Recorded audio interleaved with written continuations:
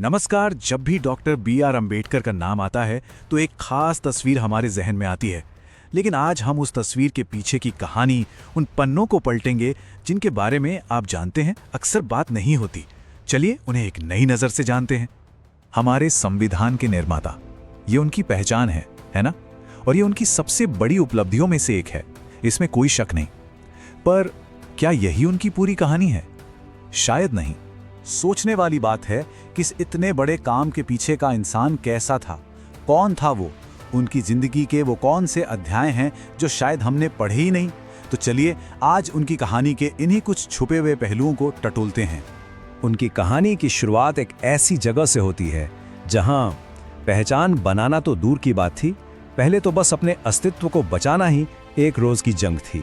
एक पल के लिए सोचिए, एक ऐसा बच्चा जिसका संघर्ष स्कूल के मुश्किल सवाल हल करना नहीं है, उसका संघर्ष तो हर दिन अपने बुनियादी आत्मसम्मान के लिए लड़ना है।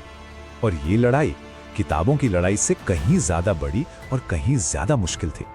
उनकी जिंदगी में जो विरोधाभास है ना, वो सच में हैरान कर देता है। एक तरफ उनका बचपन, जहां उन्हें एक कुएं से पानी लेने, उसे छूने तक की इजाजत नहीं थी, और फिर दूसरी तरफ उनका भविष्य देखिए, उसी इंसान ने पूरे देश को समानता का अधिकार दिलाया। जरा इस सफर की कल्पना कीजिए। तो इतनी मुश्किलों का सामना उन्होंने किया कैसे? उनका जवाब था ज्ञान। उनके लिए पढ़ाई सिर्फ डिग्री लेना नहीं था, बिल्कुल नहीं। उनके लिए पढ़ाई एक तरह का विद्रोह था, एक जवाब था।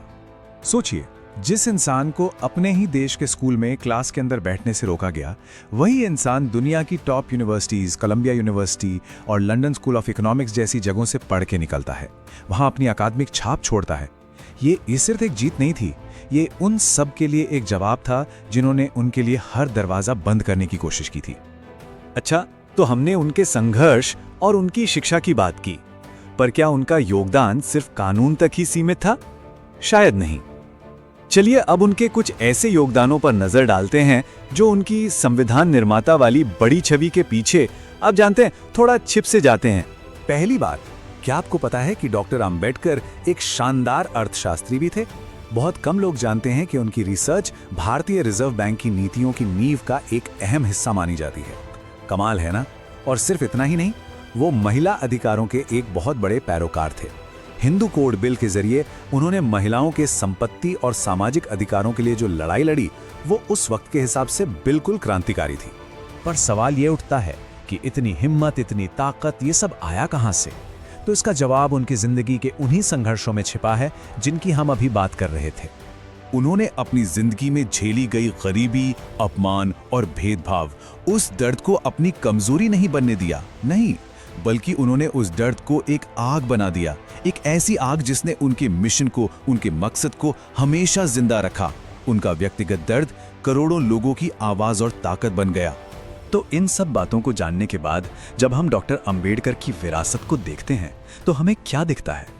वो सिर्फ संविधान निर्माता नहीं है, वो एक प्रतीक है।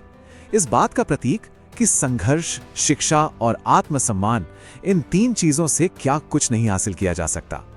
उनकी विरासत इन्हीं तीन शब्दों में है: संघर्ष, शिक्षा और आत्मसम्मान।